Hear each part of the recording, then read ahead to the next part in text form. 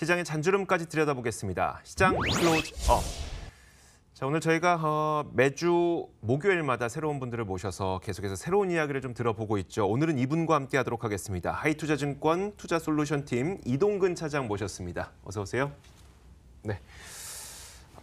제가 방송 전에 투자솔루션팀이 뭐 하는 곳이에요? 이렇게 여쭤보니까 지금은 여러 전국에 있는 지점들에게 지금은 위험자산에 투자해야 될 때입니다. 지금은 안전자산에 투자해야 될 때입니다. 지금은 어디에 투자해야 될 때입니다. 이런 솔루션들을 알려주는 팀이라고 말씀을 해주셨어요. 저희가 오늘 그런 이야기를 한번 들어볼 텐데 일단 좀 큰 그림을 살펴보도록 하겠습니다.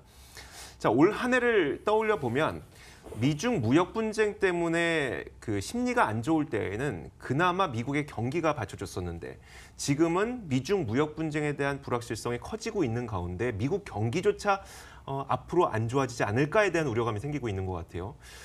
미국 시장의 앞으로 전망 어떻게 보세요?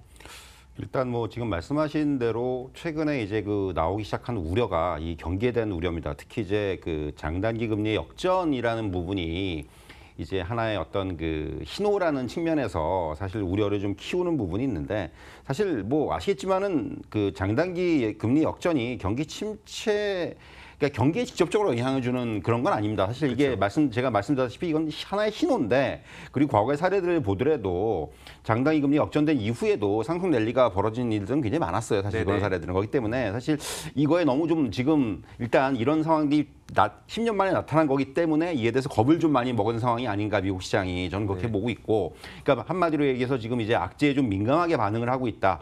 근데 이제 오늘 사실 우리 시장이 좀 많이 빠지고 있는데 뭐 이면에는 뭐 역시 이제 장중에 보도도 나왔지만은 또 이제 화웨이 관련된 이슈가 좀 나왔죠 사실. 화웨이 이제 CFO가 캐나다에서 체포가 되면서 이것이 이제 또 미중 간 지금 기껏 90일간의 휴전을 만들어 놓고 뭔가 협상을 좀 해보려고 그러는데 여기에 이제 이게 좀 암초로 작용하는 것이 아니냐. 사실 이런 부분들이 또 새롭게 좀 떠오른 부분이 있기 때문에 사실 이런 불확실성은 굉장히 좀 아직까지 남아있는 상황이고요. 제가 좀 그나마 걸 수 있는 기대는 FOMC라고 생각을 합니다. 이제 금리 역전 현상이 나타남으로 인해서 FOMC에서 좀 완화적인 스탠스가 나올 가능성은 상당히 높아진 상황이고요. 근데 이것도 뭐 이렇게 좀 장기적인 호재라기보다도 단기적인 그런 호재이기 때문에 사실 당분간은 이런 거 무역 협상의 어떤 진행 과정 그리고 이제 금리의 움직임 그리고 또 이제 뭐 기술주의 전망 또 이제 말씀드린 대로 FOMC 이런 이슈라든가 뉴스에 따라서 좀 시장이 당분간은 좀 이제 박스권에서의 등락이 나타나지 않겠는가 그렇게 좀 말씀드릴 수 있을 것 같아요. 위로도 아니고 아래로도 아니고 이제 이슈에 따라서 오르내림을 반복할 수 있는 그런 현상을 전망을 해주셨어요. 그렇다면은 우리나라의 연말 랠리는 어떨까? 우리나라 증시는 또 어떻게 전망하시는지도 궁금한데 오늘 낙폭 꽤 크다 보니까요. 이거 물 건너갔나 싶기도 하고 이거 웃으면 안 되긴 하나 참 너무 어이가 없었어요. 사실 그 코스피 2100 그리고 코스닥 700을 이제 위로 상향 돌파했을 때만 하더라도 이제 좀 뭐가 좀 되나 보다라고 생각하신 분들이 많았을 텐데 이제 다시금 또 이제 뒷걸음질을 치고 있는 그런 상황이고요. 그러니까 일단 대전제를 먼저 말씀드리면은 코스피 코스닥 모두 바닥은 좀 하게 됐다고 생각을 합니다. 이제 10월에 급락이 나타나면서 어떤 이제 그 선에서의 바닥은 이제 확인이 됐고 지금 시장이 물론 이게 밀리고 있습니다만은 어느 정도의 하방 경직은 유지가 되고 있어요. 지난번 하락 과정에서도 그랬고, 그러니까 저점이 높아지고 있는 그런 상황은 나타나고 있는데 다만 이게 이제 코스피 기준으로 했을 때 2100 이상으로 올라오면서 뭔가 박스권 탈출이 좀 이제 확인이 돼야 되는데 그런 부분들이 아직까지는 외부 요인들이 너무 지금 강력한 이제 그런 그 요인들이 많기 때문에 이런 그 변수가 작용을 하면서 이 부분이 아직까지 좀 확인이 안 되는 상황이고 그렇다 보니까 지수 움직임에 좀 한계가 있다는 얘기죠. 사실 뭐 이게 뚫고 좀 시원하게 가질 못하는 그런 상황이니까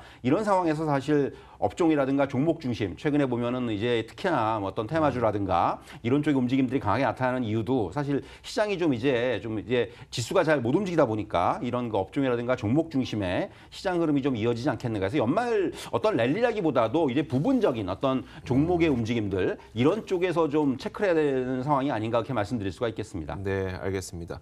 업종과 종목 중심으로 움직이는 시장에서는 사실 시장 전망보다는 그 산업에 대한 기대감 전망 그리고 그 종목에 대한 기대감 전망이 훨씬 더 중요하니까요. 잠시 후에 저희가 투자 전략은 또 챙겨드리도록 하겠습니다. 수급 한번 볼게요. 지난 11월 한 달 동안 외국인이 가장 많이 매수했던 종목이 뭔지 한번 보니까 SK 하이닉스였다고 해요. 자, 과연 그렇다면 반도체주에 대한 반등 모멘텀이 좀 발생을 했었어야 되는데 사실 오늘 또 시장 보면 그렇지 않은 것 같고요. 이거 어떻게 봐야 됩니까? 일단 뭐 삼성전자도 그렇고 SK하이닉스도 그렇고 이런 반도체 업종에 대해서 최근에 이제 그 뭐 외국인이라든가 이런 쪽에서 이제 매수가 들어오는 부분이 있었습니다. 사실 근데 이거는 어떤 그 뭐 주식이 정말 좋아서 산다는 표현보다는 네. 주가 하락으로 인해서 이제 좀 밸류에이션 매력이 발생했다는 거죠. 이제 이제 좀 싸졌구나라는 그러한 배경을 두고 좀 이제 매수하는 것이 아닌가. 일단 뭐 이런 종목들이 먼저 앞서서 주가가 빠지면 선조정을 겪었고 네. 그럴 때 이런 부분들이 좀 매력으로 작용하면서 외국인이라든가 이런 쪽에서 일단 좀 지금 비워져 있는 포트폴리오에 좀 이제 편입을 하는 이런 어떤 매수가 들어온 것으로 보여지고요.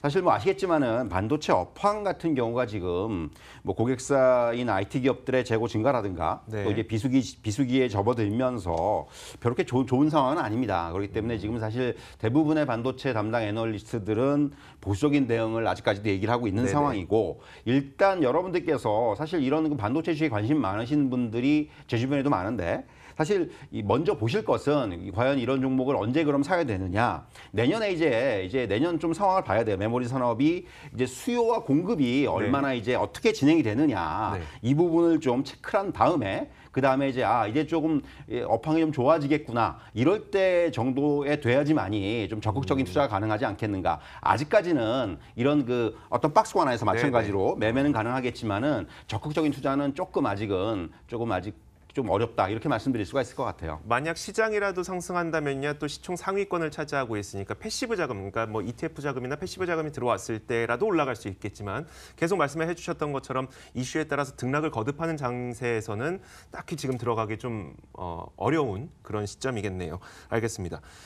많은 분들이 관심 갖고 계시는 남북경협주는 어떨까요? 일단 그 김정은 위원장의 연내 답방이 과연 이루어지냐 안 이루어지냐부터 아직 논란의 거리예요. 근데 또 일부에서 보니까 요즘에 호텔에 그 내부 공사를 하고 있는 것도 김정은 답방을 지금 예상하고 있는 거 아니냐 뭐 이런 얘기 나올 정도로 좀 기대감은 확실히 있는 것 같거든요. 어떻게 보세요?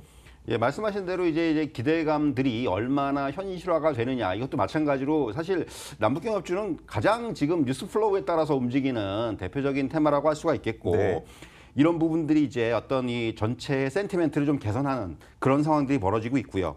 역시 이제 말씀드린 대로 이벤트 또 뉴스 플로우 이런 것에 따라서 주가가 움직이기 때문에 사실 이런 업종의 이런 그 테마에 대해서 관심을 가지시는 건 좋습니다. 왜냐하면 지금 가장 핫한 테마인 건 맞아요. 네. 그리고 실현 가능성이 점점 높아지고 있고 또 이제 김정은 위원장의 답방 말고도 북미 정상회담에 대한 또 기대감이 있기 때문에 이런 것들에 대한 그 기대감에 따른 이제 좀 투자는 가능하겠지만은 뭐 제가 말씀드릴 수 있는 거는 상당히 아시겠지만 이 종목의 등락이 심한 종목들이 많습니다. 그렇기 때문에 이 남북경협주에 접근하실 때에는 실적이라든가 펀더멘탈이 좀 어느 정도 뒷받침이 되는 대표주, 예를 들면 뭐 현대그룹주라든가 네. 뭐 이런 쪽에 좀 여러분들께서 관심을 가져보시는 게 상대적으로 좀 리스크를 해지할 수 있는 그런 투자가 아니겠는가 그렇게 말씀드릴 수가 있겠네요. 네.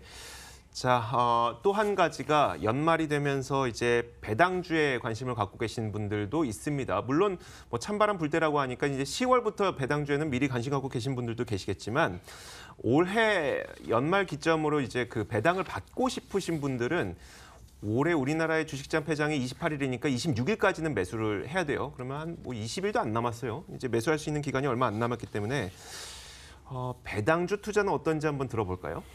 사실 말씀하신 대로 이제 우리 시장이 별로 안 좋은 약세장의 상황이 이어지면서 어떤 수익률을 지금 좀 방어할 수 있는 차원에서 네. 배당 성향이 높은 고배당주에 대한 관심은 점점 확대가 돼가고 있고 뭐 많은 분들이 지금 관심을 가지고 계신데 사실 지금 결과를 놓고 보더라도 올해 코스피 고배당 50지수의 성과가 코스피 지수 대비해서 한 2.3% 정도 높습니다. 그만큼 지금 실질적으로 이 배당 관련주들의 관심이 많다는 거예요. 지금 이제 주가 결과도. 상승도 더 나았다는 얘기죠? 그렇죠. 그리고 또 이제 그 올해 증시 조정 때문에 코스피의 배당 수익률이 작년 대비해서 한 1%포인트 이상 높아질 것으로 전망이 되고 그래요? 있죠. 예. 네. 그렇기 때문에 작년에 한 이게 1.6% 정도 된 걸로 알고 있는데 금년에 지금 전망치가 한 2.5에서 2.6 정도 되거든요. 네, 조금 아쉬운 게 게 그러니까 매년 만약에 10만 원짜리 주가가 10,000원 주면 이제 그게 1%인 거잖아요. 1,000원 줘요, 1,000원. 예. 1,000원 주면 1%인 거잖아요. 똑같이 1,000원 주는데 주가가 떨어져서 이제 퍼센트가 그렇죠. 올라간 예, 거는 참 맞습니다. 좀 아쉽긴 해요. 네. 네, 어쨌든 간에 이제 그런 부분들이 지금 이제 가만히 되고 있는 거고 사실 고배당주 투자라는 거는 뭐 어떻게 보면 되게 심플한데 과거에 높은 배당 수익률을 기록했던 종목에서 일단 좀 찾아봐야 될 것 같고요. 네. 그래서 이제 그런 종목 중에서 실적이 좀 받침이 되면서 올해도 배당 수익률이 좀 유지될 이런 기업들을 좀 찾아보시는 게 가장 좀 현명하지 않겠는가. 그래서 뭐 요새 지금 대표적으로 최근에 보면 이제 금융주들 뭐 예를 들면은 뭐 기업은행이라든가 하나금융지주라든가 이런 종목들 그리고 또 뭐 KT라든가 또 LS 산전이라든가 네. 이런 종목들이 좀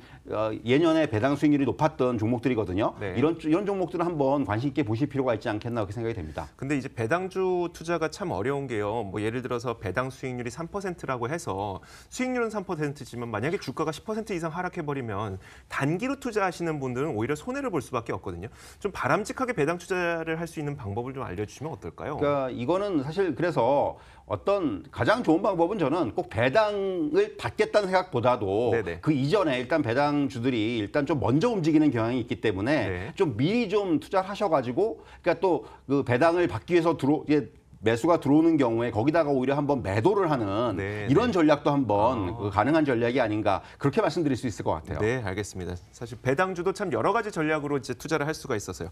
자, 이제 얼마 남지 않은 연말을 좀 기분 좋게 보낼 수 있을 만한 투자 전략이 필요할 것 같아서 어떤 계획을 세우고 계시는지 전략 한번 듣겠습니다.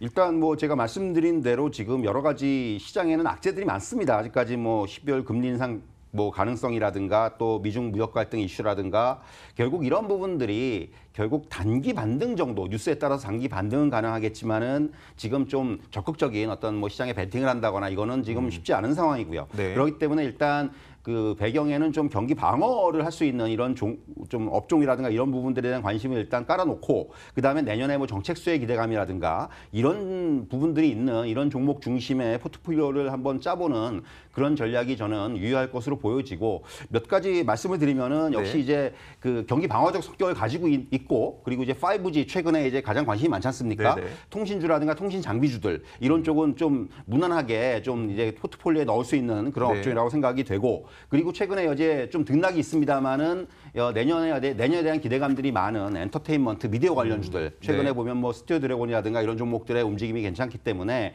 이런 쪽도 좀 관심을 가져볼 필요가 있을 것으로 보여지고 또 이제 정책과 관련된 부분들 이제 4차 산업혁명을 빼놓을 수가 없는데 네. 최근에 이제 좀 이제 바닥권에서 움직이는 종목들이 발생을 하기 시작했습니다. 뭐 이제 그 사물 인터넷이라든가 스마트홈이라든가 네네. 또 이제 인공지능 관련주들 그리고 이제 더 나가서 2차 전지 관련주라든가 이런 종목들은 좀 이제 정책과 맞물려 있는 부분들이 있기 때문에 네. 이런 종목들도 좀 관심을 가져보시는 것도 좋은 전략이다 이렇게 말씀드릴 수가 있겠습니다. 네, 알겠습니다.